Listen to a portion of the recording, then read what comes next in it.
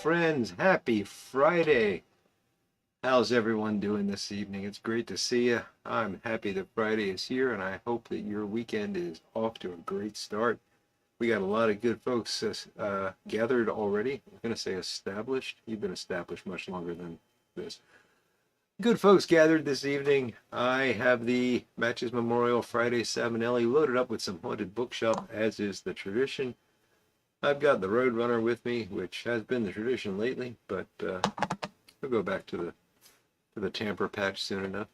And yeah, having a great start to this 3-day weekend here in the States.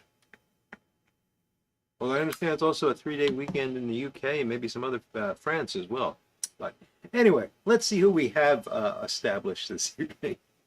So I saw Smarty Bob and Mushroom Leg are in there.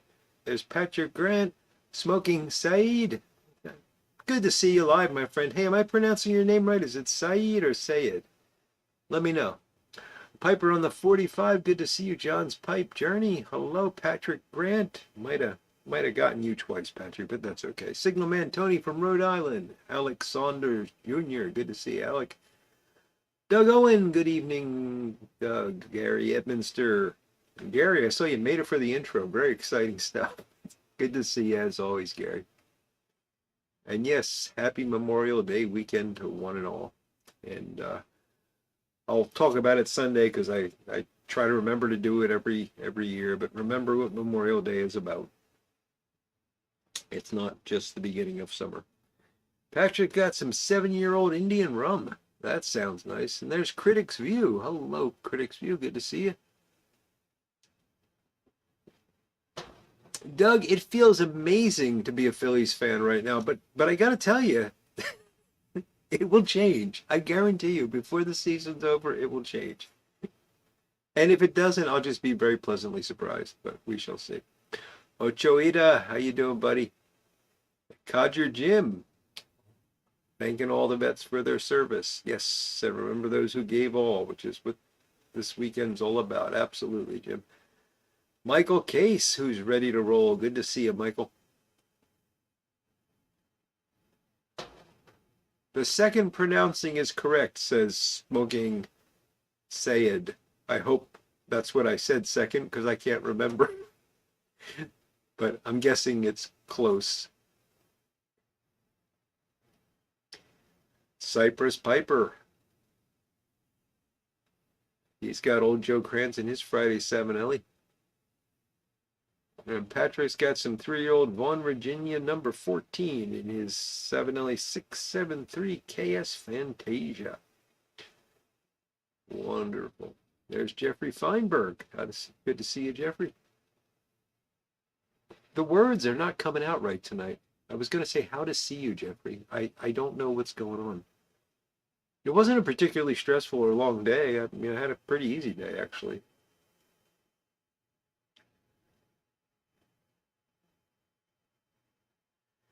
Yeah, Doug, that's the great thing about baseball, with the season being as long as it is and as many games, you just don't know what's going to happen. But it's one of the reasons I love it. But the Phillies do have a reputation for playing with our emotions here.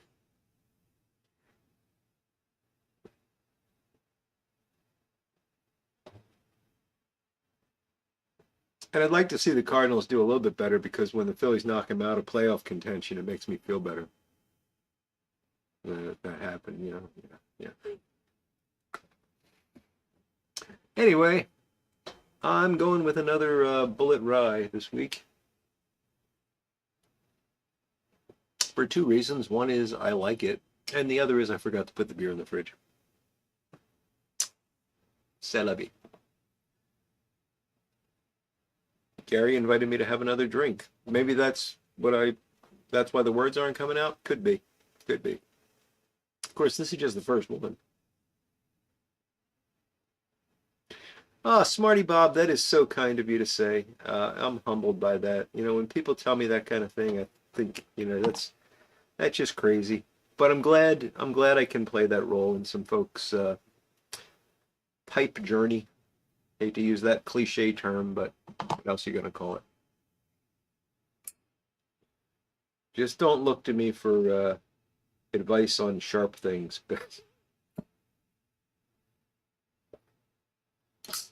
I got cut. I'll tell you that story. That one. It's not terrible. I mean, I'm not going to die from it, but it hurts. It stings when I get it in water, too. It makes doing dishes fun.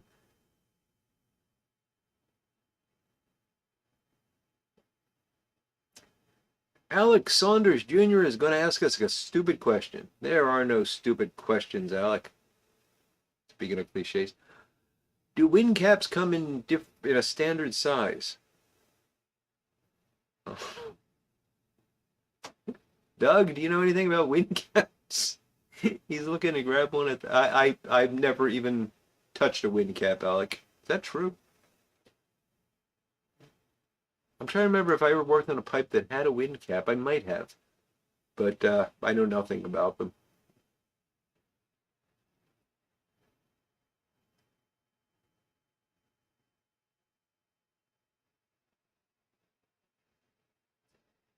Next time you're pouring a slab and you're thinking, hey, I should get 8 by 80 pound bags instead of just get 40. Mushroom leg. No, thank you for asking. My brother's doing fine. He's been home for a couple days now. He's kind of settling in, recuperating, and I just got a message from my sister that she thinks he's probably taking advantage of the situation a little bit, and she needs to kind of push him to start doing some things on his own. So he's really doing well. He's got a long road to go. He's got to recover, and then we got to deal with the tumor, but we still don't know what the tumor is. And the initial biopsy said it was precancerous. Now, the doctors don't believe that because of the size. They did another biopsy. We haven't gotten the results yet.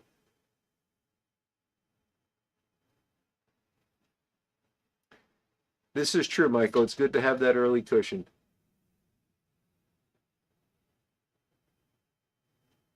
You went back to watch. Oh, was that the 2016 Cuban mixture video? Smoking Sad?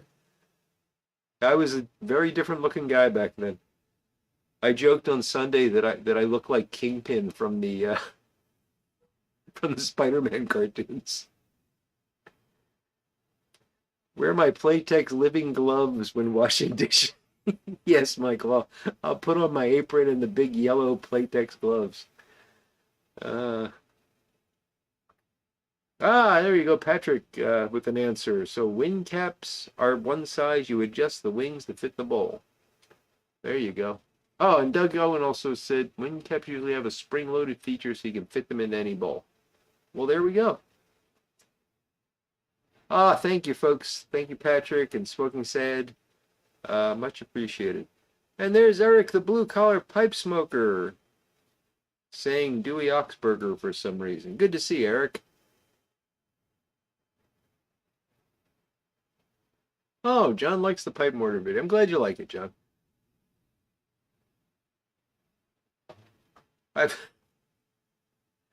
I'm actually curious about something. I just want to get your opinion on something. And this, I've never really cared very much about subscription number. I have no idea how many subscribers I have, to be honest with you. I stopped looking a long time ago.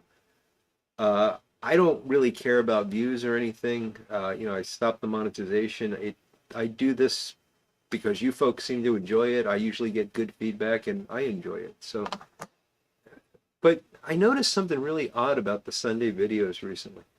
So if I talk about something that I think is interesting, and I'm not going to stop doing this because I think it's interesting and I enjoy doing it, and some folks enjoy it, but the views go way down. It's like half as many views. When I did the discussion recently, my chat about entropy always wins, which I thought was kind of a cool little topic to ponder. It got half as many views as my second impressions of Cuban mixture, which was basically me saying, this is Cuban mixture, it's a complicated blend, it tastes good. I don't understand why people would rather watch that than learn about entropy always winning, but yeah, I'm just curious if you guys watch my Sunday videos, and if so, do you just Do you just not like the ones when I don't talk about tobacco? Again, I'm not going to change anything.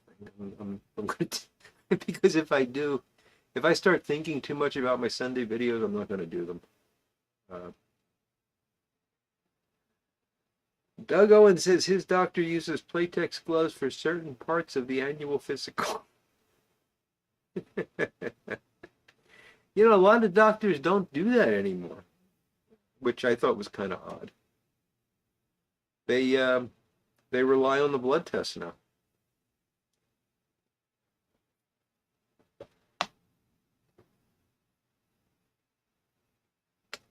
Anymore, it's hard to get a doctor to touch you, and I guess there's reasons for that. You know, they got their problems with insurance and everything, but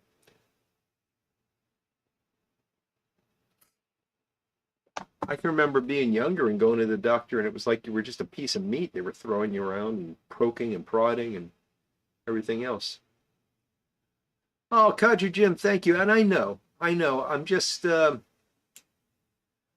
curious. That's all. Again, I'm not gonna. I'm gonna do what I want to do.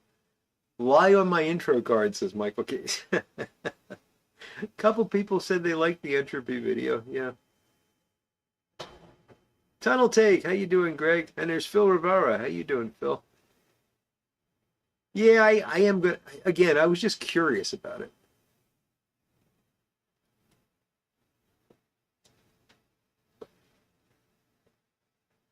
Yeah, entropy's a son of a gun, John. And there's Tracy CC123. How you doing, Tracy? Good to see you.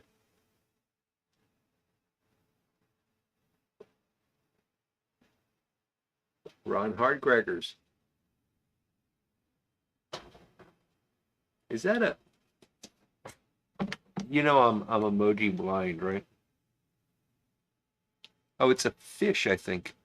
Whatever that is that Ron put up, I thought it was Cookie Monster for a minute there. I was wondering how they got around copyrights to make a Cookie Monster emoji piece. I'll probably get a copyright strike for saying it. The Smooth Piper. How you doing, Peter? Haunted Bookshop in his Friday 7 Ellie. Very nice.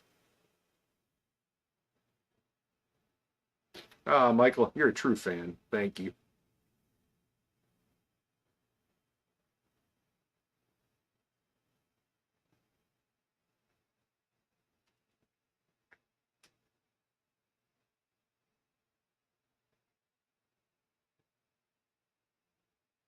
So I'll tell you a little story. I always injure myself when my wife leaves town.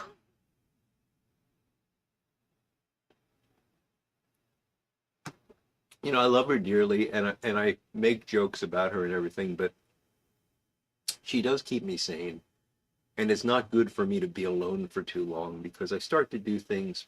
You know, she balances me, and I balance her. You know, we're opposite in a lot of ways, and I sometimes want to do things that she tells me not to do, or that she forbids me to do. Like I really wanted to build a little forge, and she absolutely forbid me to do that. But I was still going to do it. And so to make it, I had to order this material. Oh, somebody will correct me. It's a fireproof cloth. I think it was called kaolin. I think that's right. And she was leaving to go to Pittsburgh for like a couple weeks, and I thought, oh boy, I'm going to make my forge. Just a little coffee can forge is what I was going to make.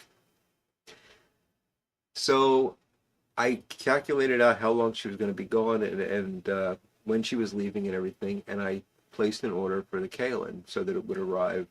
That might not be what the name is. I cannot remember. So anyway, I passed it. I passed.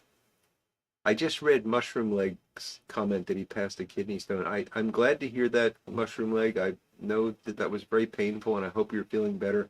But I told you drinking that Zima was going to do that to you. No, I'm glad I hope you're feeling better, buddy. So anyway, so I ordered this kaolin or whatever it was, like 2 days before she leaves, thinking it's going to be, you know, a week before it arrives, and I made the mistake of ordering it from McMaster Carr, And I don't know if you guys have ever ordered anything from McMaster-Carr, but they seem to have vans full of stuff just circling the area because they can get things here incredibly fast. I don't know how they do it, but I'll order something, it'll be here like the next morning. It's just amazing how quickly they can deliver. And of course, they delivered it in time for her to bring it in and ask me what it was, and then yell at me and forbid me and say if she found out she was good, because she was convinced I was going to burn the house down and stuff. So anyway, I still have it. I still have the Kaolin, whatever it's called. I'm looking at the box over there. Someday. Uh, yes, I can read and talk at the same time, Phil, as long as I'm reading what I'm saying, what I'm talking. Uh, anyway. Welsh Piper, good to see you, buddy. Yeah, McMaster-Carr is wonderful. I mean, you can get all kinds of things there, and they're so quick, but they're pricey. They're really pricey, so I try to avoid them when I can.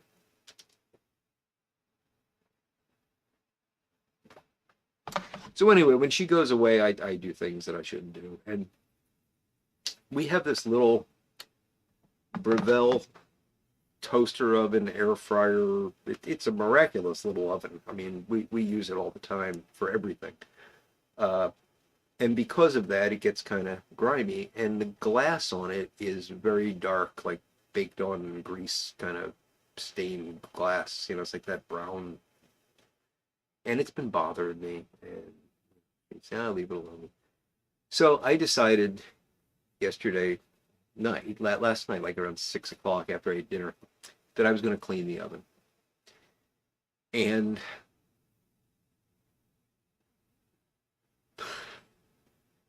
I don't know who designed this thing, but it is impossible to clean. I mean, honestly, there's places in it that your hand just is not going to fit. And I'm just talking about inside the oven chamber, the part that gets dirty. And then there's all these like little sharp things sticking out on the sides that hold the racks and stuff. And I've got cuts all over my hands from doing this. I didn't get it any cleaner.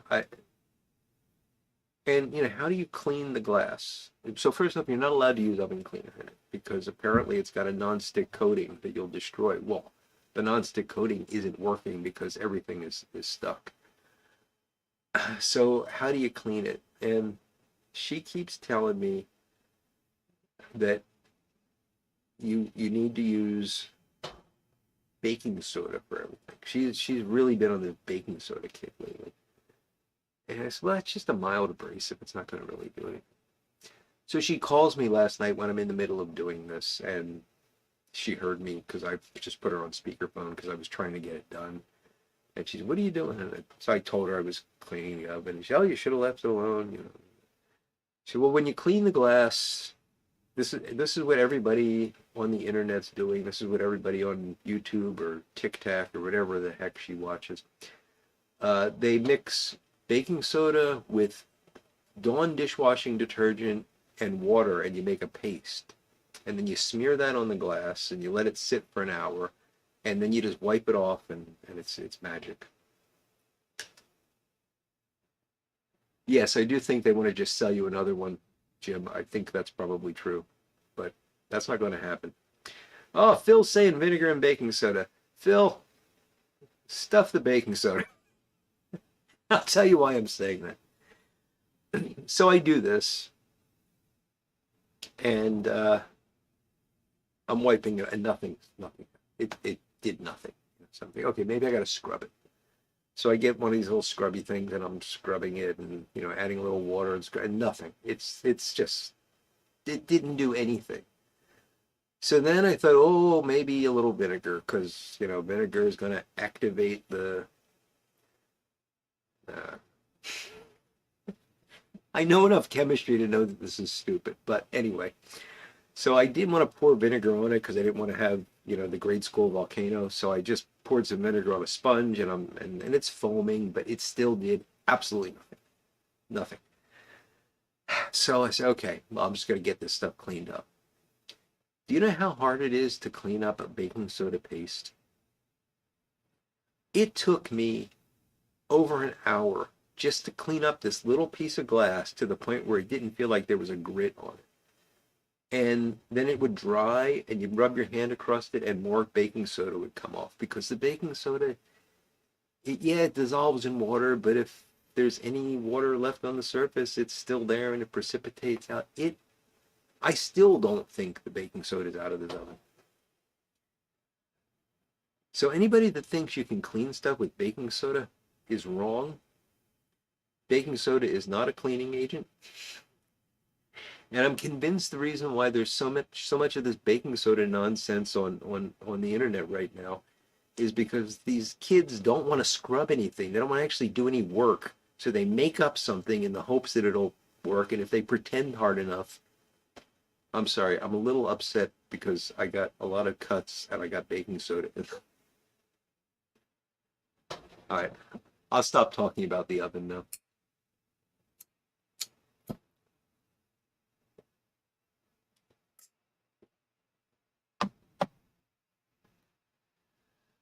Cleaned out your microwave never again. You know it does work well in the microwave, Michael. I hate to tell you that everything's bad advice and then tell you that give you some similar sounding advice, but water with a little bit of lemon juice in it and you microwave it for like 3 minutes and it just like softens up all the gunk and it wipes down really nicely. So that's one tip that actually does work.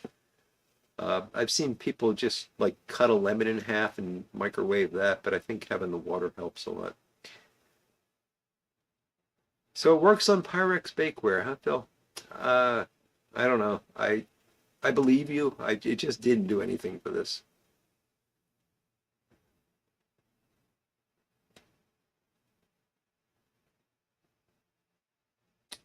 Warm water with lemon juice to loosen. Well, that works in the microwave, said. So maybe. Magical sodium bicarbonate. Yes. Pressure washer. Well, the other problem is these, if you look up one of these Breville ovens, they've got these glass tubes in them, which are the heating elements. So the heating elements are, now it's probably quartz glass, so it won't break very easily, but nevertheless, and I had no idea what's inside this in terms of electronics and stuff. And there's all these openings, like there's a fan, because it does like air fryer stuff and all that. And I'm terrified of getting any liquids in any places where it shouldn't go because I don't want to destroy the thing and I don't want to break the, because remember, I'm not supposed to be doing this. But you know what? The inside's clean. Or it's cleaner. Bet you didn't think we were going to be trading oven cleaning tips tonight. Aluminum foil in the microwave. It removes the microwave too, Bill.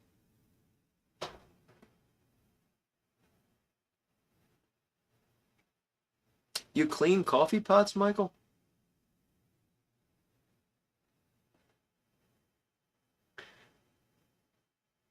When I went up to Vermont a couple years ago, when I went to visit my dad when he was in the hospital, I asked my wife, I made coffee at, really early and then left and I used a percolator and the percolator was still hot. And I asked my wife, when it cools down, dump out the grinds, rinse everything out, put it back together and leave it alone. She decided that it looked dirty, so she cleaned it. It took a good 4 months for the coffee to taste right again.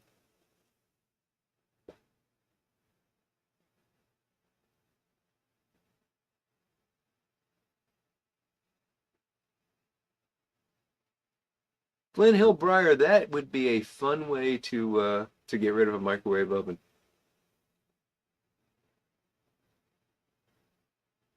Lord Hogarth, welcome. Good to see you.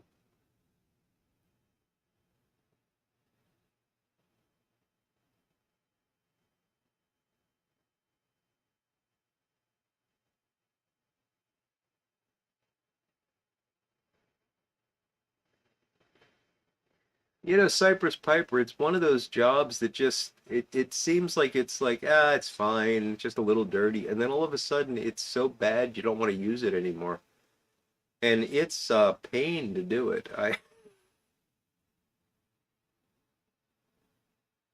You like coffee pot cleaning, Michael. Okay, okay. I guess you're that kind of guy. I believe that coffee pots are kind of like pipes and that you need a certain amount of cake on them. I know that's a little gross, but hey, it's just boiling water and coffee grinds. It's not like I'm cooking meat in it or anything.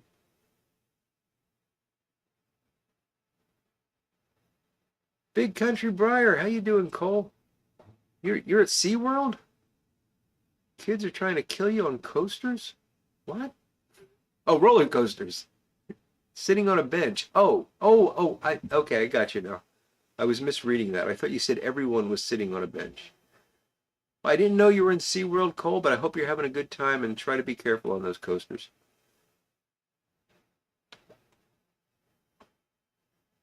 Home, did I miss you coming in, buddy? Good to see you.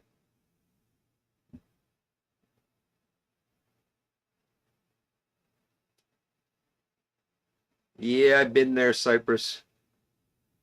We moved into an apartment in Pittsburgh. I'm still mad about this. Before I moved to Atlanta, we this last apartment we were in was actually, well, it was part of a house that was like divided up into apartments, and my wife's family knew the people that owned it. And the oven was disgusting when we got there. I mean, it was just like you could scrape stuff off with your hand. It was so thick. And I spent an entire weekend. I ruined a shirt. I mean, I just threw the shirt away. It was, but I got it clean. I probably inhaled more oven cleaner than you're supposed to in a lifetime, but I got the thing clean, and I was very proud of it, and I took care of it. We were only there for a year, and I really took care of that oven because it was so much work for me. We moved out, and they actually complained to my wife's parents that we left the kitchen a mess, and I was so mad about that. We didn't leave it a mess. I don't know why they said it, because we left the kitchen quite nice and in better condition than when they rented the place to us. Lurker Troy takes the same method I take to cleaning a coffee pot. You run hot water and coffee grounds through it. It works great.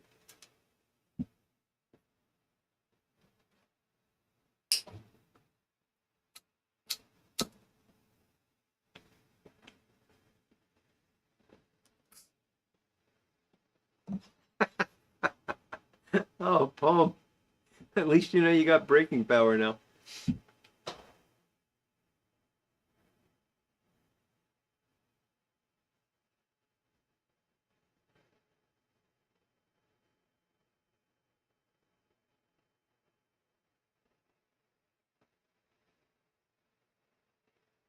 Yeah, that cleaning cycle is great if it's slightly dirty, but I think if it's really bad, it just makes things worse.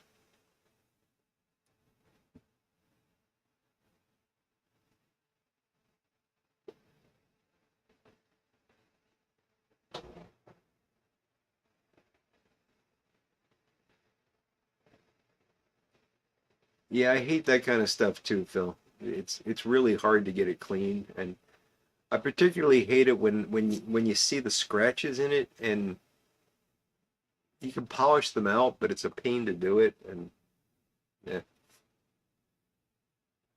coffee mug with cake. Yeah,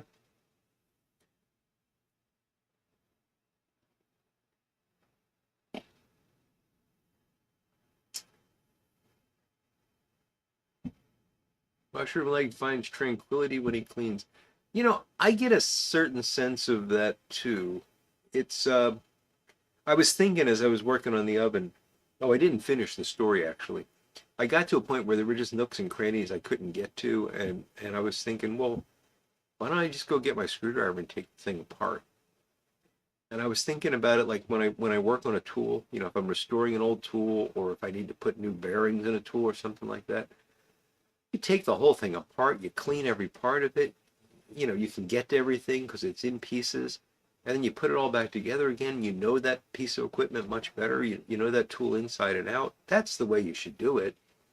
And I thought, man, if I take this thing apart and I can't get it back together, she's going to kill me. So I didn't do it, but I really, really wanted to take that thing to pieces. But I enjoy doing that kind of thing. It's just kind of therapeutic.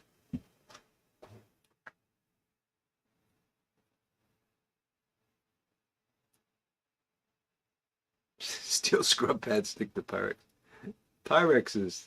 Can be a pain. I mean, we use it a lot in the labs. Well, used to. I don't. They don't let me in the labs much anymore, and now everything's plastic because they're afraid you're going to drop it and cut yourself.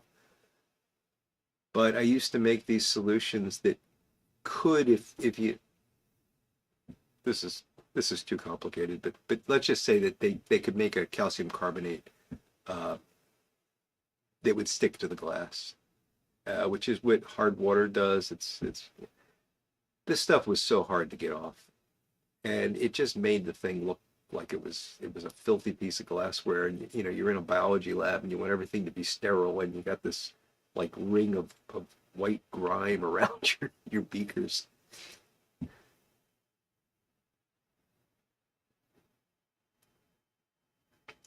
No pipes in SeaWorld. Well, that stinks, Cole.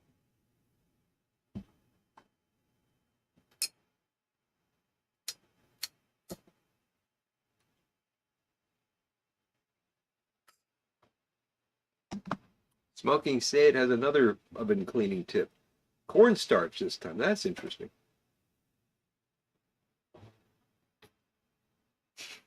Kitchen sink once a year. That would brighten up the kitchen, bum. That's a tip from an 82-year-old. Well, thank your mom, Sayed. We'll give it a try. Crafty Piping, how you doing tonight?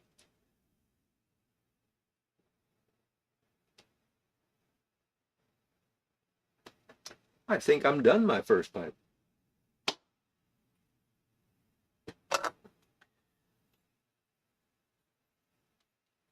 And just so you don't get all excited, the second pipe's going to be Haunted Bookshop.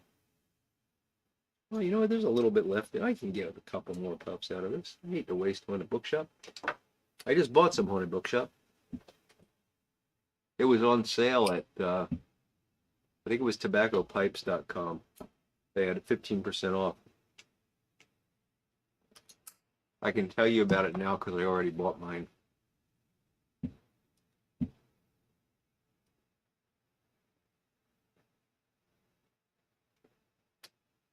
Sulfuric acid, just don't get it on your hands, Phil.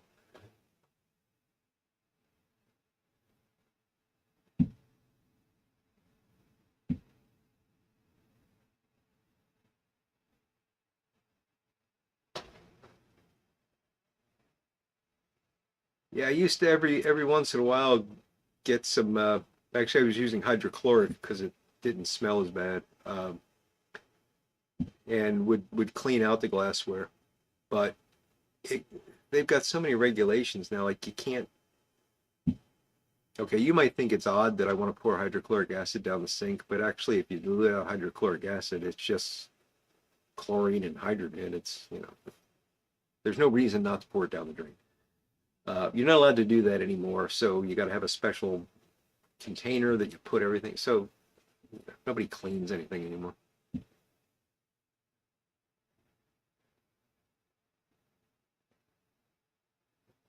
Crafty Piping has had a hot week at work. Yeah, it's been hot here too. Nice change. I mean, the rain has finally stopped, but now I got to water the garden. I bought 2 pounds, Peter. But they had 5 pounds in stock, so I did not buy it all. It does seem to happen, Phil. They always have the sale the day after, but I've been sort of controlling my Haunted Bookshop ordering so that I only order it when it's on sale, and I always have some extra so I can wait, uh, which has been a good deal. All right, that was actually all out.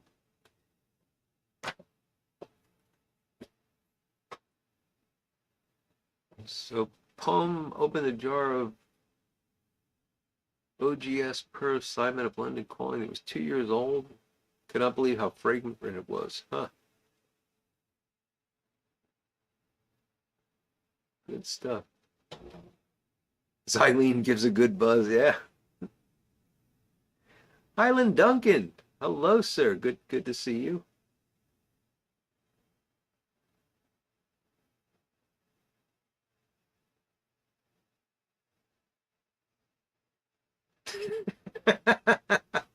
Yeah, that's why they diverted the C-130s Piper on the 45.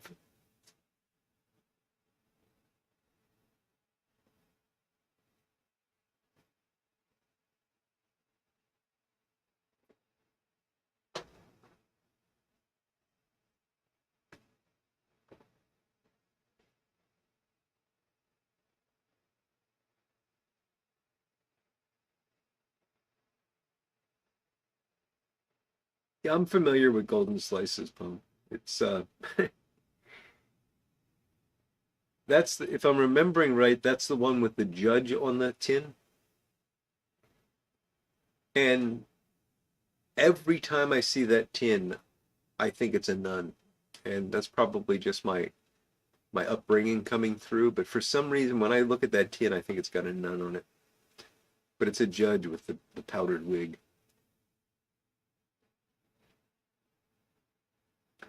Oh, cool, Sage. So mom is smoking Haunted Bookshop and a cob from Smarty Bob. Good deal. I hope she's enjoying.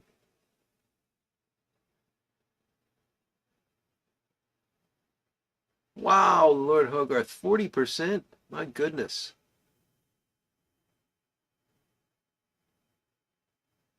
Anyone like Rainier Gold? Not familiar with it, Mushroom Leg.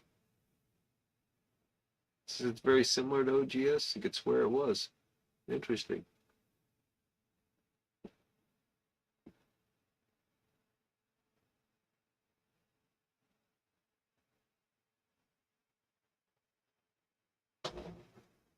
In Scotland, do they call it Scotch or just whiskey?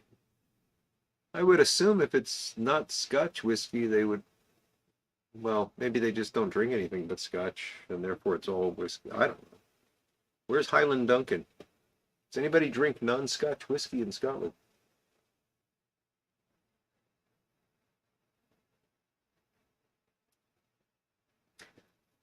I saw the Solani was showing up everywhere. I I have some cellared that I haven't opened in years, so I just figured I'd let other folks enjoy it.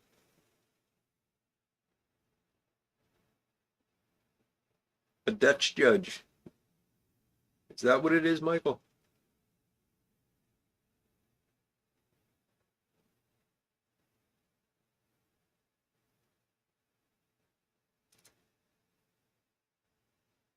Whiskey without the, yeah. What I'm trying to remember is it Iskaba? Water of Life? Sorry, Peter, I didn't see any Granger on sale, but if I ever do, you'll be the first to know.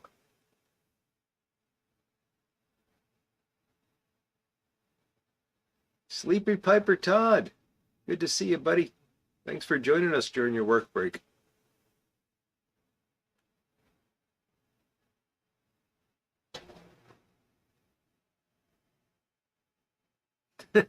None or shrewd judge. You got them both going, huh, Serzina?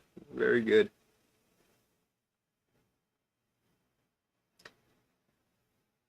Mushroom Lake, I agree with you. I've never really liked Orlick. It's very bright, and I'm just not into that stuff. It's good quality. Shin shin to you, White Ash Piper Squared. Good to see you. Aquavita. Yep. What is the? Try to remember the Italian version of grappa. Grappa. Yes, that I had an Italian tell me that that was aquavit.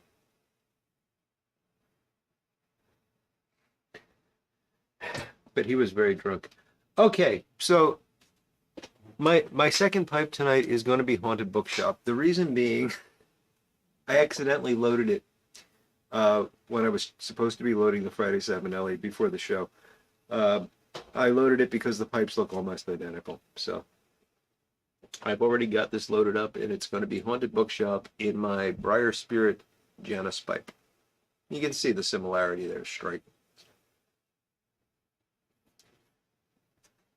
I'm just sitting here mindlessly loading the pipe, and I went, oh, that's not the right pipe.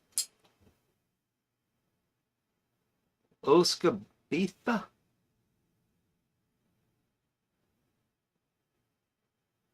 Oscabetha. Maybe that's why I'm thinking Ishkaba.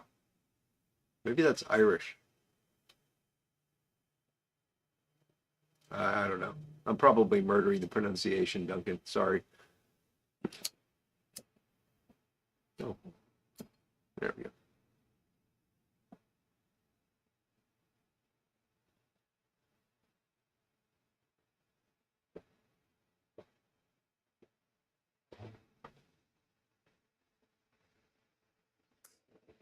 Davidoff Grand Cru Corona.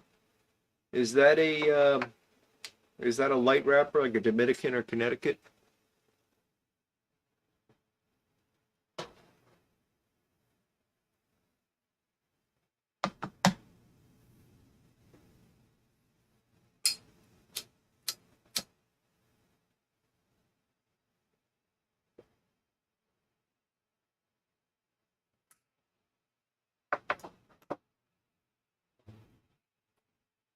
Thank you, Patrick.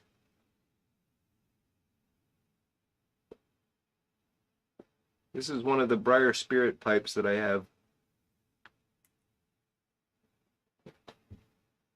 And its name is Janice.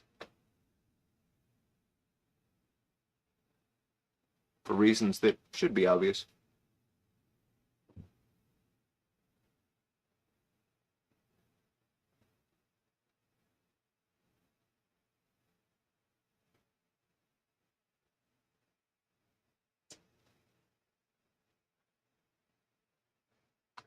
Grappa is powerful stuff, Michael.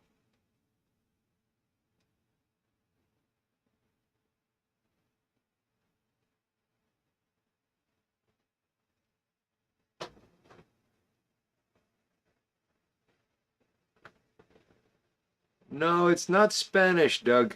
It's definitely Italian.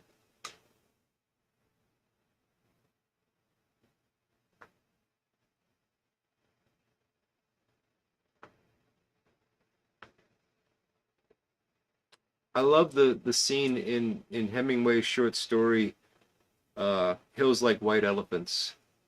That's a beautiful story. If you've never read any Hemingway, it's a great thing to start with. It's only a few pages long, and it's a perfect example of how Hemingway could, in very few words, paint a very vivid image of a little slice of life. I mean, it's a fantastic short story. But in that, it's a man and a woman at a train station, and they're talking about they want to try this new drink that's being advertised. And I think it's the woman who says it'll probably taste like anise or anise, depending on how you pronounce it. Um, that's the problem. Everybody always gets all excited about the latest drink, but it always winds up tasting like anise.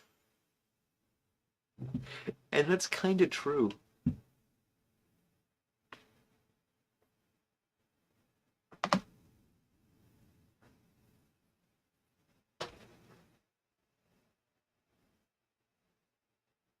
Not to mention Silvavitz. Okay, Michael. I won't mention it.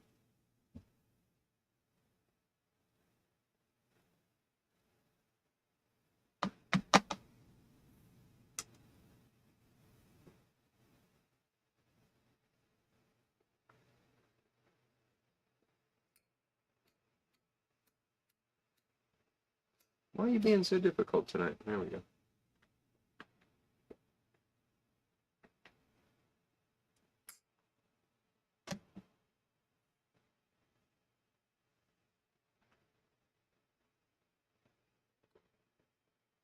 I never really liked the Davidoff cigars, but that was a very uninformed opinion because I generally don't like the ones that I knew of were either Dominican or Connecticut wrappers, and I don't really smoke a lot of those. Sometimes in the summer, I'll have one like as a morning smoke, and they always seemed expensive to me for that, so I never bought them. Guy that worked for me, he was a cigar smoker, and then he had kids, and he stopped because his wife yelled at him. And he said, "I've got some of these cigars. Do you want them?" And I said, "Well, if you're you're not doing anything. And I offered to pay him, and he said, no, don't worry about it. He brought me in 2 full boxes of Davidoffs. One box, I forget what they are. They're in my humidor upstairs. One of them were tubas in glass tubes. And I've had 2 or 3 of them, and they are phenomenally good. I mean, I was really surprised at how good they are. Oh, absinthe, yes.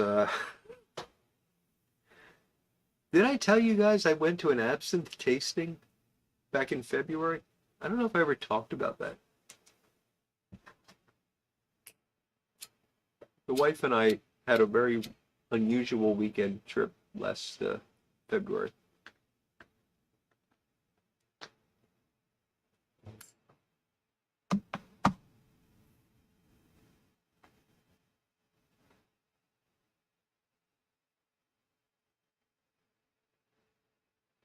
Was that Hemingway, Flint Hill? The 3 sports?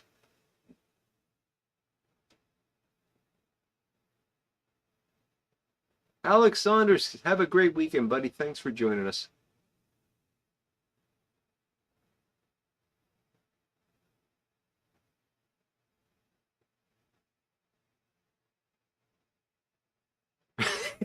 Lord Hogarth would give away the kids before the Davidoffs.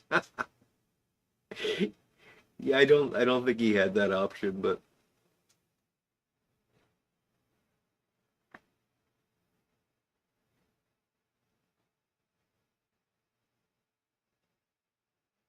oh, I didn't tell the story about the absinthe. Well, believe me, this was a rather bohemian weekend. We did something really strange, and that's probably why I didn't talk about it. But I haven't had enough rye whiskey to talk about it yet. So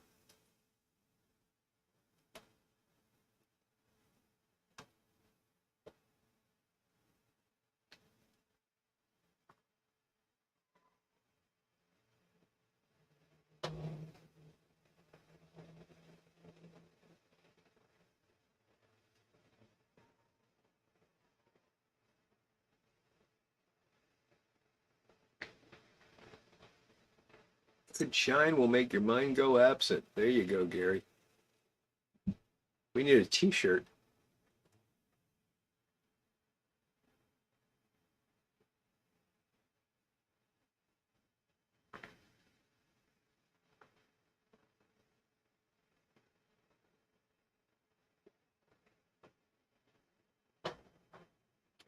Well, poem, I think that's the whole point. If I wasn't sitting out, just relaxing and enjoying the cigar, I probably wouldn't have even noticed the quality of it. It was a smooth, easy, mellow smoke, but it had a lot of complexity to it, and it was really quite a remarkable cigar. So yeah, I did not give them their due.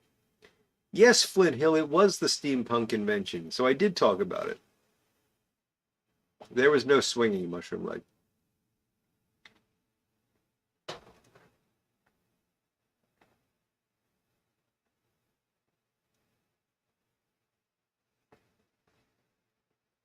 So back in, I don't know, December, I think, of last year. So my wife and I are fans of this show called Brokenwood, which is a really good show. It's made in New Zealand, and we watch it on Acorn. It's a crime drama. They make about 6 episodes a year, and they're in, I think, their 9th season now. It's a good mix of crime drama, a little bit of comedy. It's a well-made. If you like Midsummer, you would like Brokenwood. And it all takes place in this small New Zealand village of Brokenwood, and of course the same characters show up every episode, and you start to wonder how they have enough people in this town for there to be a murder every episode, and so on. But to make it more interesting, they often have events and things like, a big rock concert comes to town, or a rock festival or something like that, so that they can have outsiders involved, and all of that. So it's really a well-written series. one of the episodes, they have the Broken Woods Steampunk Festival. Now, I know what steampunk is in terms of the aesthetic of it, but other than that, I don't know anything. My wife didn't know anything about it, but we both enjoyed this episode. It had some really funny stuff in it, and so and she watches the reruns of this a lot, because again, there's only like 6 episodes a year, so you watch those, and then you want to watch it, a couple weeks later, you want to see another episode, so you just go back and watch one of the reruns. And this is one of our favorites, so we've watched the steampunk one several times. And she sees on, I don't know, the My Face or whatever, she sees that there's going to be a steampunk festival not very far from where we live. And she says, "Oh, this looks cool. Do you want to go?" And my initial reaction, because I'm me, was, no way in hell. But I thought about it for a minute. I thought, well, what the heck? We'll go experience it. We'll be completely anonymous. We'll have a good time. I'm sure there'll be plenty of people watching to be had, and maybe it'll be fun. And so we did. We went to this. We actually spent a weekend at this thing. It all took place in a hotel. I could tell you a lot of horror stories about it because it was very poorly organized and just a terrible time for if what you were really looking for was an experience of a steampunk festival where they have talks and things like that, you would have hated this. But we met odd people. We met not odd people, just really interesting folks that we got to spend time talking to. We saw some unbelievable music, some of which was unbelievable because it was so bizarre, some of which was just really good. There was a band there called, I think they were called the Dirty Rotten Parrots. Maybe they were the Dirty Rotten Pirates, but I think they were parrots. And they sang, I don't know, it was this bizarre mixture of like sea shanties and comedy. I don't know how else to explain it. They were incredibly entertaining. We had a great time. We had a really, really good time. And one of the events that happened, and by the way, we didn't dress up or anything, and we're never going to go to another one. So it's not like I've been converted to this, but it was just it was a neat idea, and it was something just very different to do for a weekend. So while we're there, they say they're going to have an absinthe tasting. Do you want to sign up for it? We said, yeah, sure.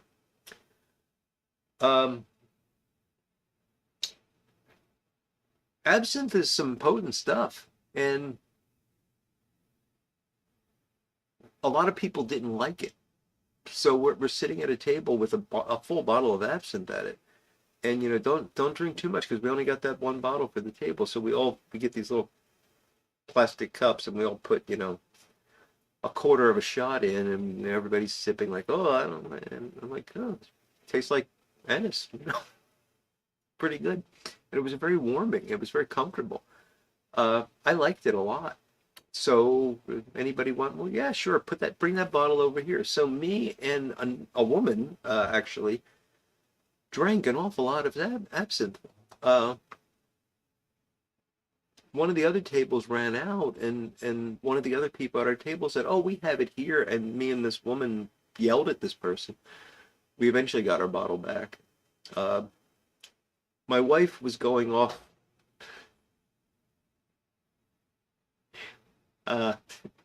She took a cookie baking class from a Satanist. I'm just going to leave it at that. So she had to go off to her cookie baking class, and she left me alone with the woman who by the way, was dressed as a Victorian vampire, and we finished off the bottle, and I was feeling just absolutely fine. It was. I felt good. I felt very warm, kind of the way I feel right now from the rye whiskey. I didn't feel at all drunk. And then I stood up, and this is powerful stuff. I was fine, and I don't get hangovers, so it was no big deal or anything. But yeah, it was a cool experience. So that's my steampunk festival story. And as I'm telling that fascinating story, you're all still talking about Davidoff cigars. It did have wormwood, but they measure the I'm gonna blank on the name of the chemical that got a bad name. It's not actually psychoactive, if that's what you're getting at. Uh, and it probably never was.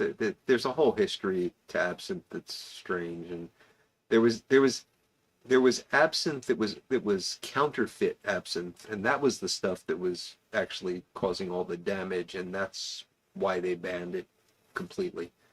And eventually, folks figured that out, and they lifted the ban.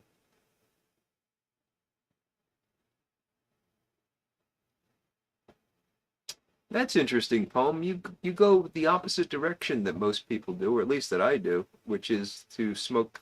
I usually prefer pipes in the winter and only have cigars in the summer, spring, summer. Yornik, how you doing, buddy? I didn't see you come in. Kate's sleeping while you can't. Aw, it's terrible when that happens.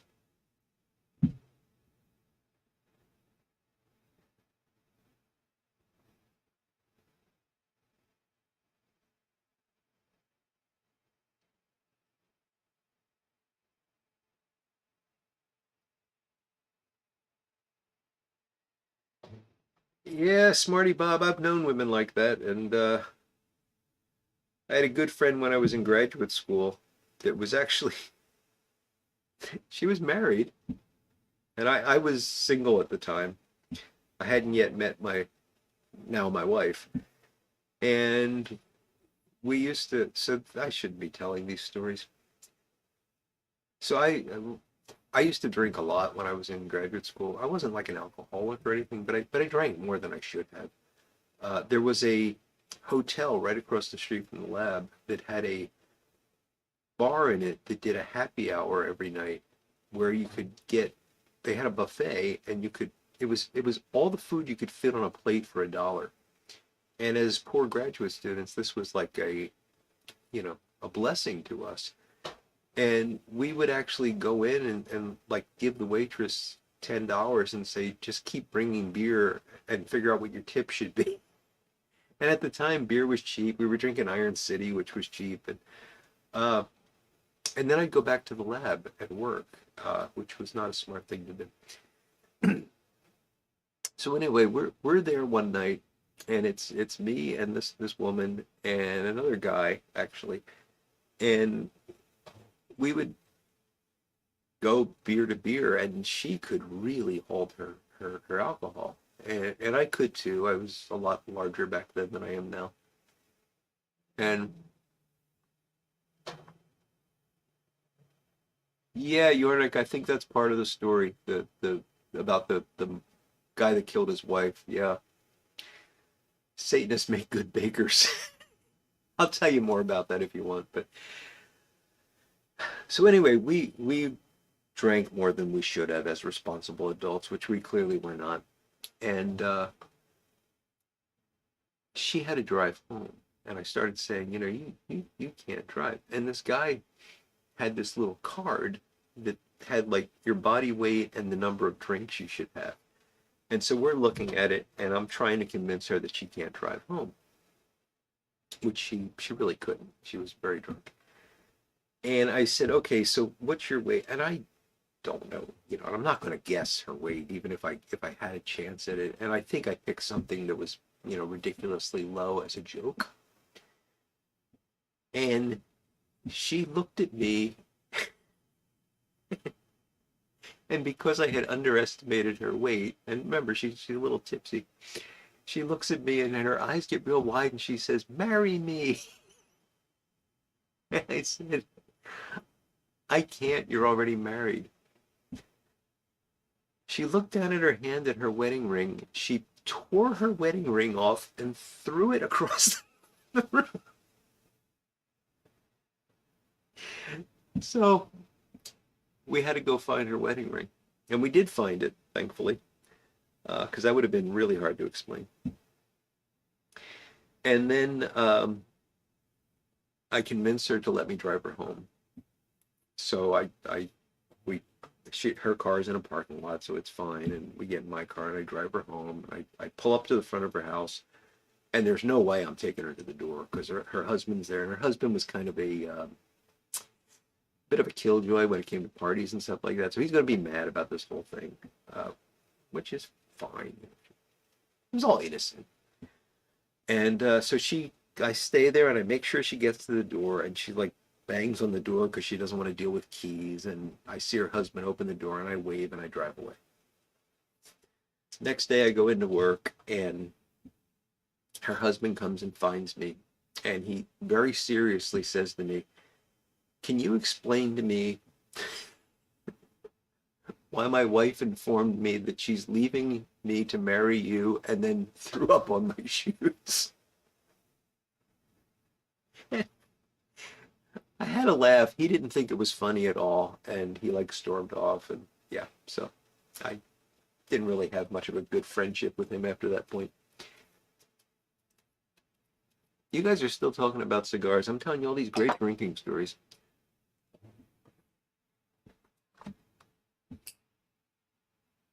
I think we all drank too much in grad school, Michael. I think it was required.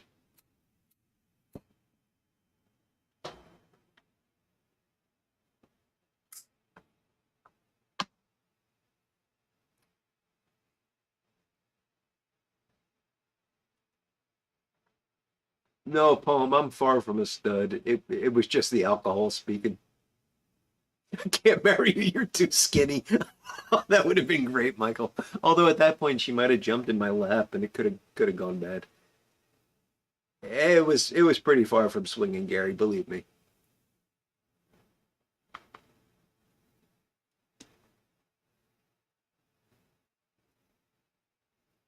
It's a Hallmark movie script. Yeah.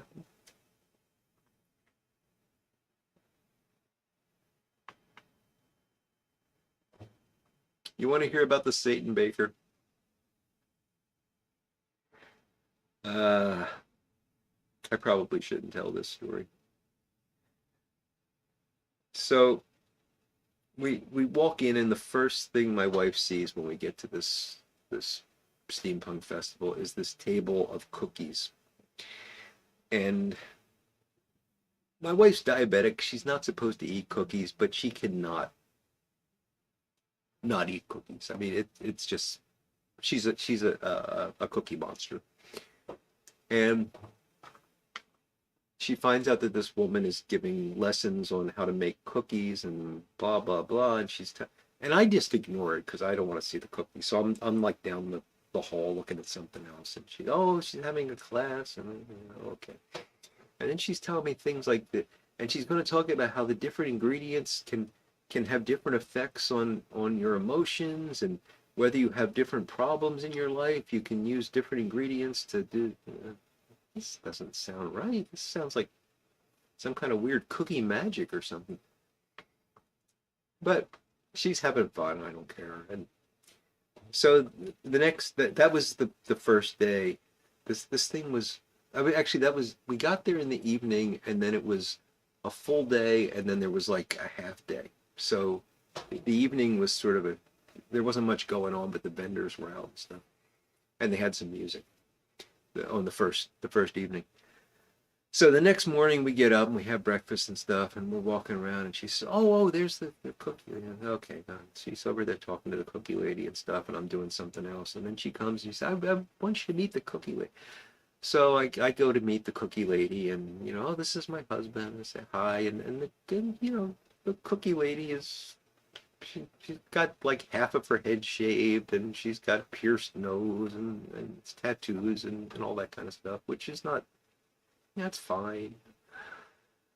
But she has on her cheek an upside down cross tattooed. I kind of know what that means. This is this is a little concerning. And I start looking at the cookie table, and she's got like pentagram cookies. Yeah. I say, okay, it's nice meeting you. And we walk away, and I said, Lisa, that woman's a Satanist. Oh no, she is. It's at least those were satanic cookies. Oh, that you're just being crazy. That she's just she's holistic or something like that. And my wife is so good natured and accepting of people that she did not even notice Well, at this point, she had already signed up for the class and everything. And I pointed out the tattoo on her face, and she said, "I didn't notice that." And it's harmless enough, you know. It's not like she was preaching to them or they were praying or anything. They were just baking cookies. So she brought home this like jar of cookie mix and all that kind of stuff. And a couple weeks later, I'm looking through the stuff. They like gave her like a goodie bag for taking the class, and I'm just like cleaning off the kitchen table when I see this, and I open it up and I'm looking at it, and there's a sticker in this thing, and I swear to you, the sticker reads, "I bake cookies for Satan." Like, how didn't you notice this? Uh, so that's the satanic cookie baking story. That's enough stories for one night.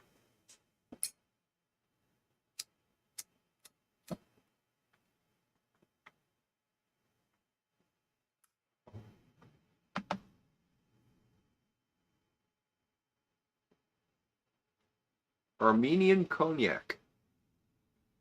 I will look for that, Yornik.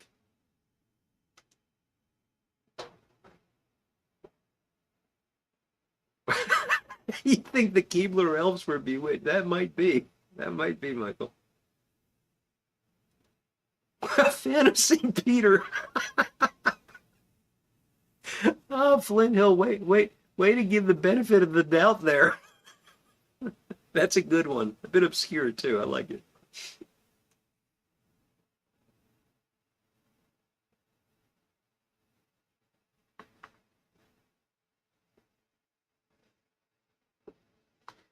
I don't know if she has to confess it or not, Lord Hogarth. She didn't actually engage in anything.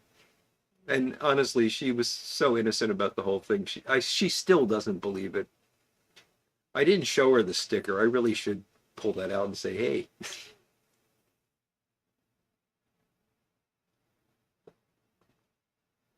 5 years on the Armenian cognac. All right, Yonik. I'll see what I can do. Unfortunately, here in Pennsylvania, we've got the state store system, so we're only allowed to buy what the state store says we're allowed to buy.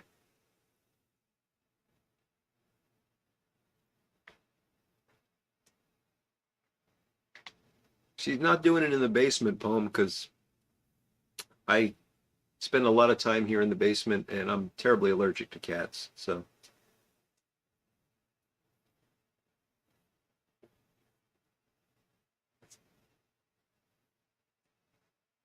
the odd thing though is this woman that, the amount of time I spent with her, and I saw her several times during the remainder of the time we were there, and she would say hello and stuff, and I saw her uh, getting stuff out of her van and like her kids' soccer stuff and all that, and she was a housewife, and well, not a housewife, but she a husband, kids, and all that, and she was a nice person. It wasn't like she was trying to recruit people for human sacrifices or anything. So I don't know. Maybe I think sometimes people get into these things at a very. I mean, sure, there's Satanists, which by definition are bad people. I think you can say that, right? Because they're Satanists and Satan's evil, right? So watch, I'm going to get flagged now for religious discrimination.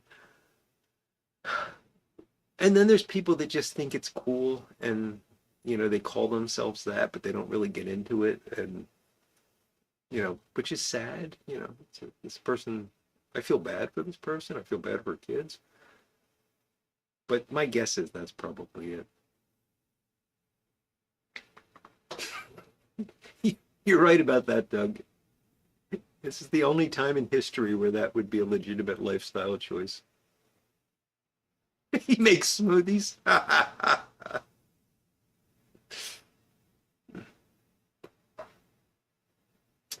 He is that's an excellent point, Doug. He is most dangerous when he's being pleasant. Yes, you you're right about that. So I should ever vigilant. Vade Retro Satana. I think Michael Case will get that. Probably most of you will get that. That's not very obscure. Gary was married to Satan's half-sister. There you go.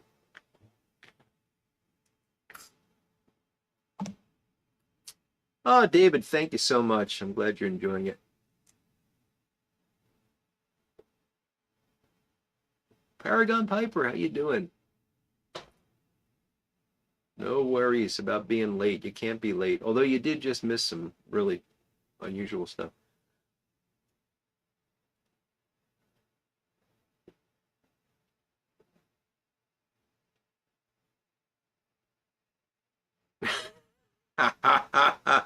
Oh, say it. That's funny. I'm sure your mom's a much better baker now.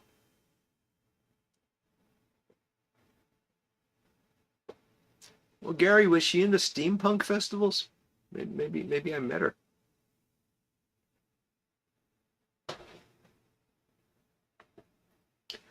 Are any of you guys fans of the cartoon called?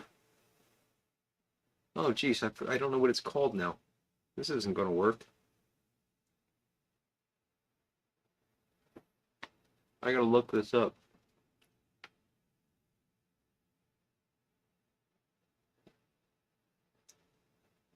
I gotta look this up because I gotta not look stupid here. Of course, this makes me look stupid.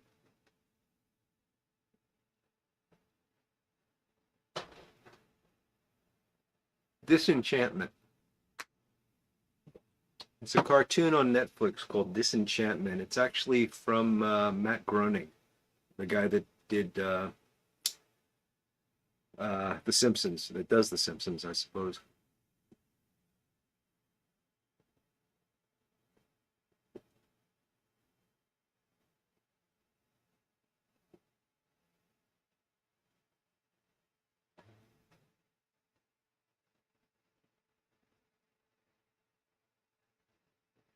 Only his second cousin. Ah, good one, Michael.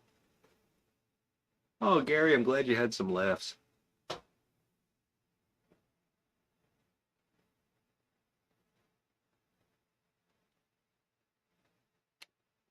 Yornik with another game reference that I don't get because I don't know how to play games. I bought this thing. The stupidest thing I ever bought.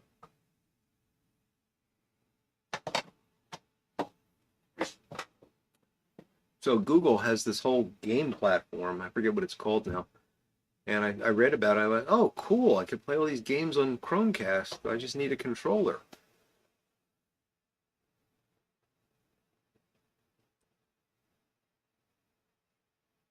Crux sancti sit mihi lux, Michael.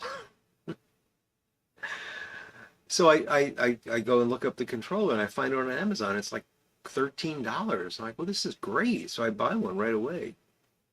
Well, I didn't realize that Google had actually tanked their whole game platform and it doesn't, you can still use it as a controller, but there's no games to play. I thought I was finally going to get to play one of these games that you all are talking about.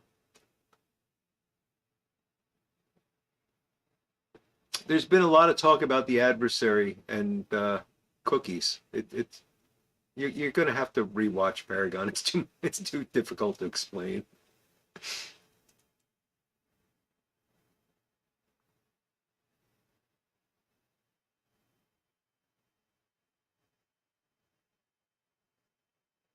Popeye was a fine cartoon character. Four vowels in a row.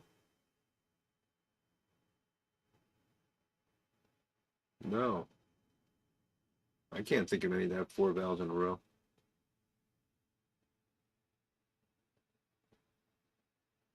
Matt Groening is a huge fan of Captain Beef. So nobody watches Disenchantment?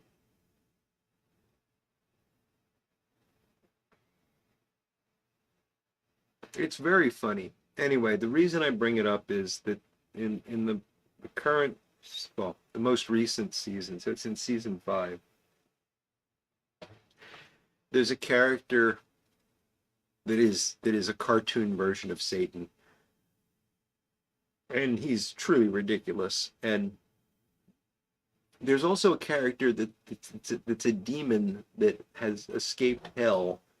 It's all comedy, so this is all very lighthearted stuff. But so the demon's actually turned good, although still has these evil tendencies because it can't get away from its nature. Um, and anyway, the demon is being interrogated by Satan because they're trying to get something out of him, and the demon won't break. And but they wind up bonding sort of because the the demon finds out that Satan's his dad, and they start talking about like father son type stuff, and it just gets kind of silly. But Satan has to go, and the demon's becoming very clingy, like when will I see you again, Dad? And as he's walking away, he says, "Text me." Now this all takes place in a, it's supposed to be an earlier time, uh, sword and sorcery type stuff. So he says, "Text me," which is anachronistic, and so the little demon thing says, but I can't because there are no cell phones. And Satan's response, and I really love this, is, "Don't worry, I'll invent it." But yes, if there's anyone that needs to take responsibility for inventing that whole mess, it's him.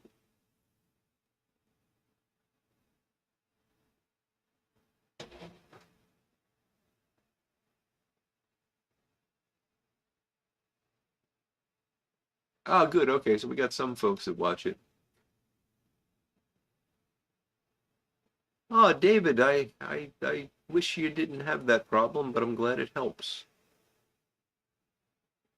Someone did say Captain Beefheart. I forget who it was, but they said Matt Groening is a fan. Santa Bot on Futurama was hilarious.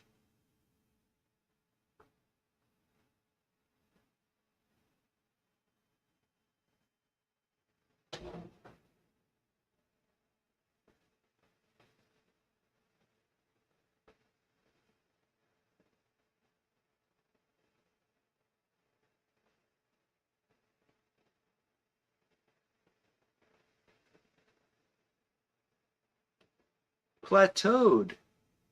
Interesting.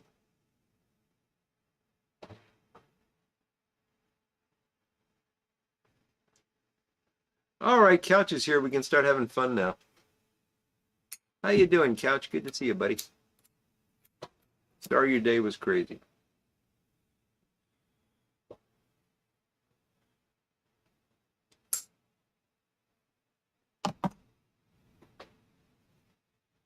Couch is smoking a cigar, so he's happy. Fantastic.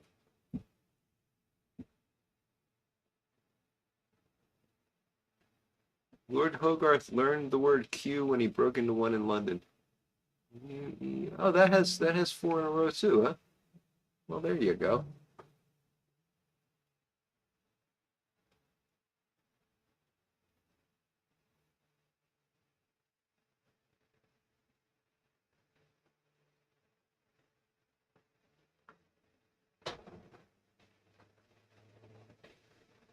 Yeah, Couch, you didn't miss anything important, as Smarty Bob says. Whatever you do, do not go back and watch the replay. We were not talking about you, not even once.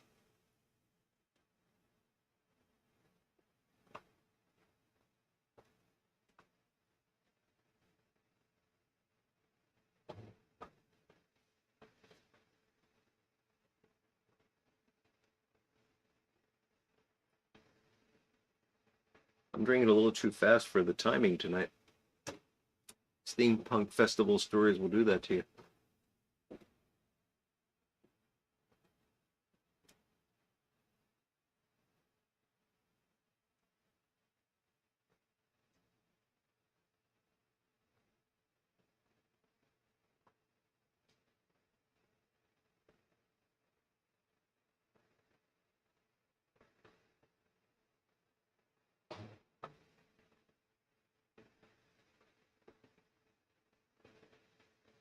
Good, Couch. That's for the best.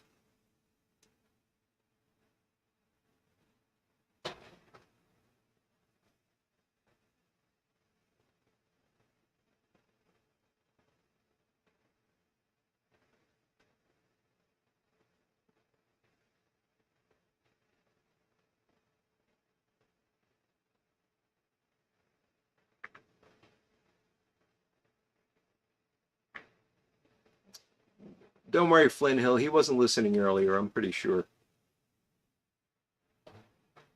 Good time hour. Thanks, Marty Bob.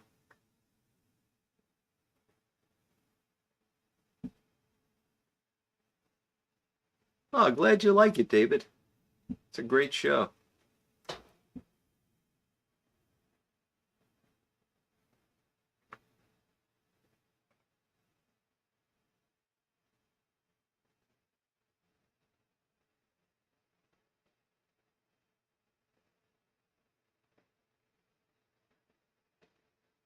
That's a good one, Smoking said. So Utopia has all the vowels in it. Great Scrabble word.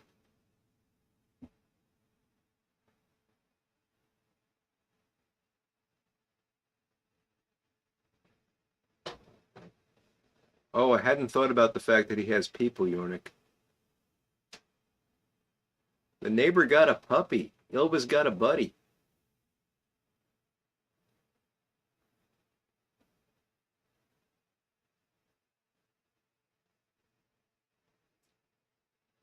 Everybody beats me at Scrabble, Smoking said. Everybody. I don't know why. I'm just really bad at Scrabble.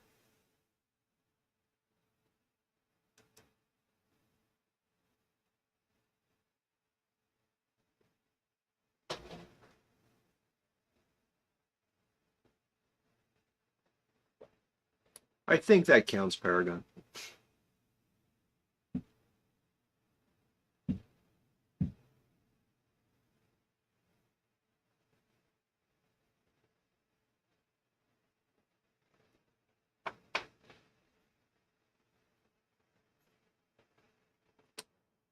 I agree, Smarty Bob.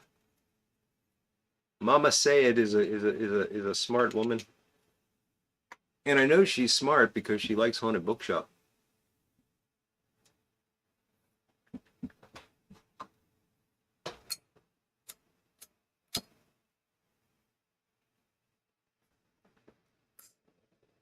You like Ghost Mushroom Leg? My wife watches that, and I don't know.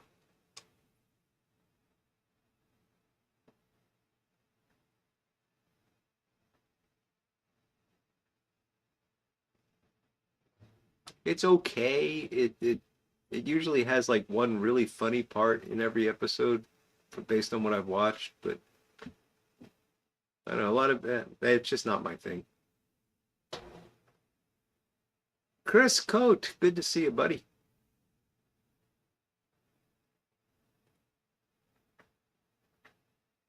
Good one, Poem.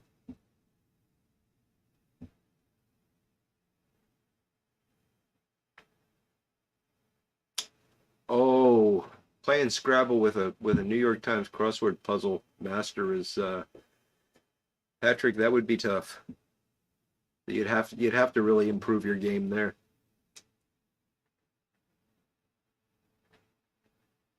I think my problem is I see a potential word when I'm playing Scrabble, and then I'm so focused on and I'm waiting for that letter that I wind up ignoring other options. The young ones, I haven't thought about that in forever, Couch. The hippie character that was always eating lentils.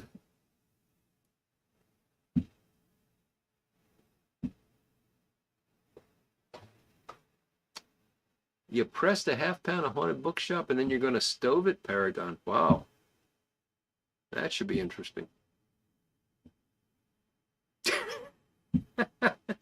Well, Phil, you'll be Grandmaster in no time.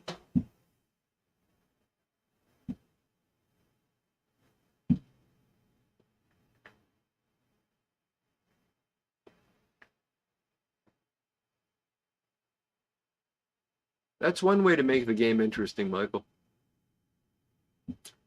Chris has got Bayou Morning. Nice blend. And a Canadian Rossi.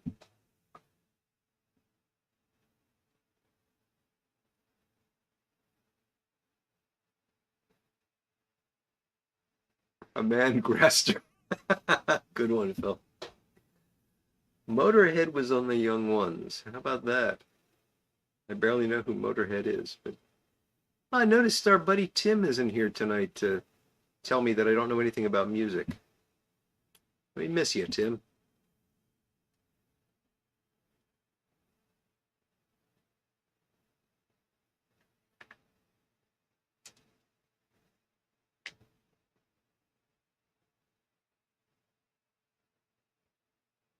Time for a stupid joke, because Phil just made me think of it.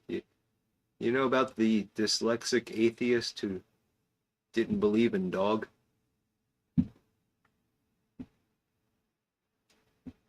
That's the whole joke.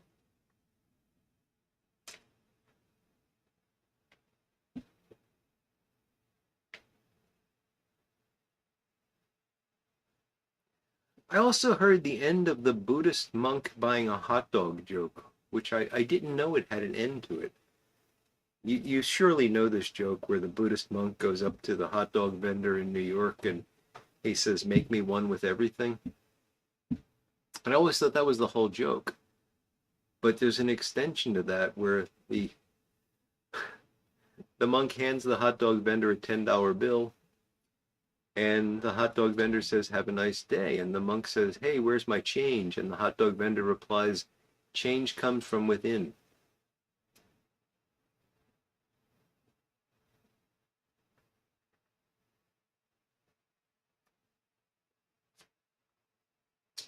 Oh, Smarty Bob taking us back to our oven cleaning discussion. Is that a sponge or a peanut? I think it's a sponge. Peanut wouldn't make sense. That's a good one too, Doug. Two cannibals eating a clown. One says to the other, "Does that taste funny to you?"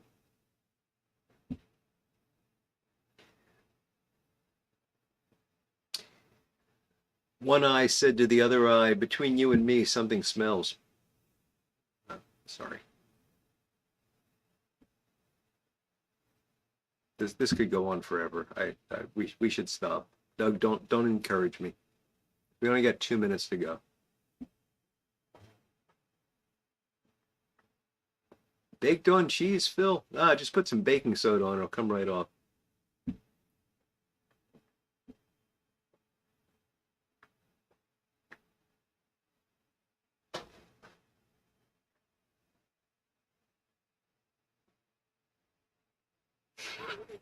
He might succumb to Santa. Very good, Yornik.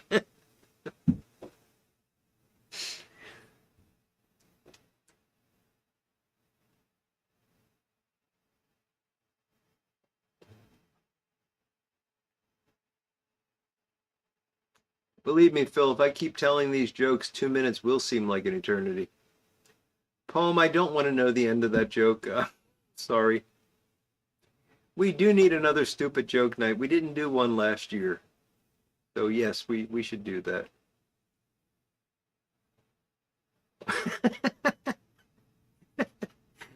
Doug, that baking soda is amazing. It's miraculous.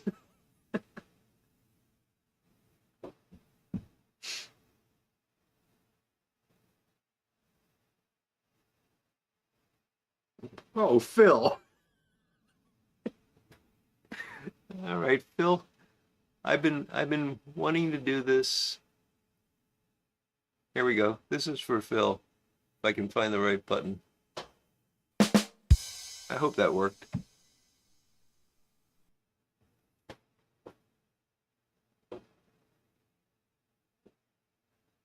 Couch got the first mosquito bite of the season. I went through, I have all these sound effects that I never know which key to push.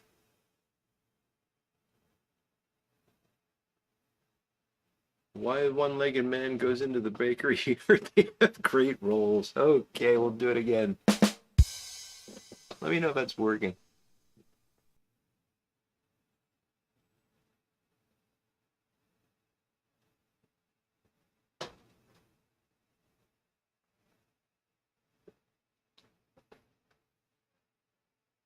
I wrote a little list of what the different numbers do, and I can't read it because I wrote too small.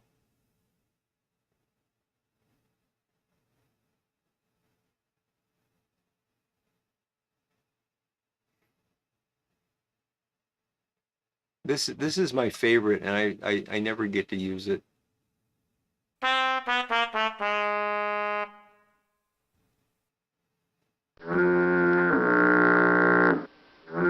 Oh no, wait, I'm sorry, that's not what I wanted to do at all.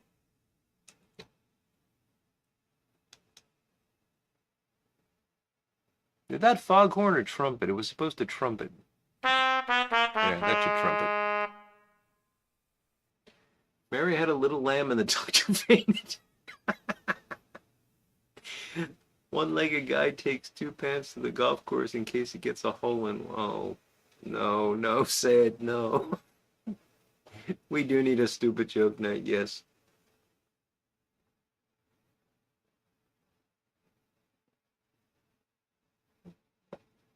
Yeah, that mosquito would have enough problems.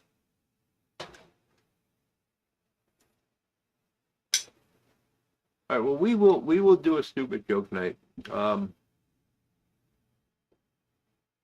Maybe I used to do it towards the end of the year, but we get so tied up with all the holiday stuff and Halloween and all that. Maybe we'll do it in the middle of the year.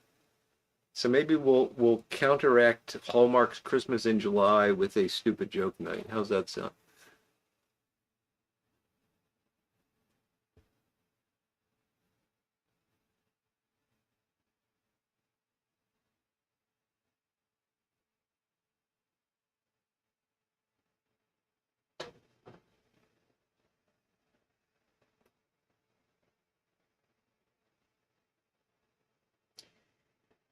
Anyway, um, going out on this high note, I have finished my pipe and I have a tiny sip of rye whiskey left.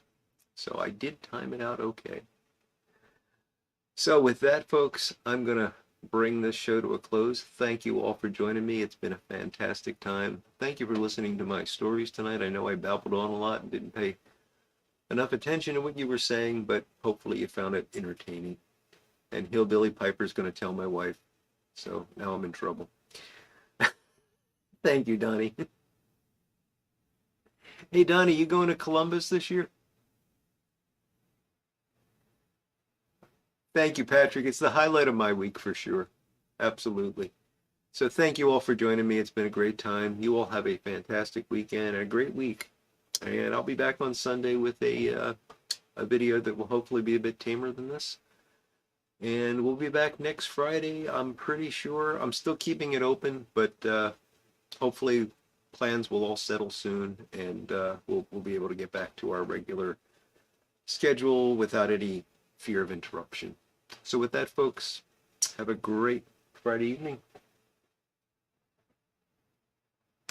and take good care of yourselves. Bye now.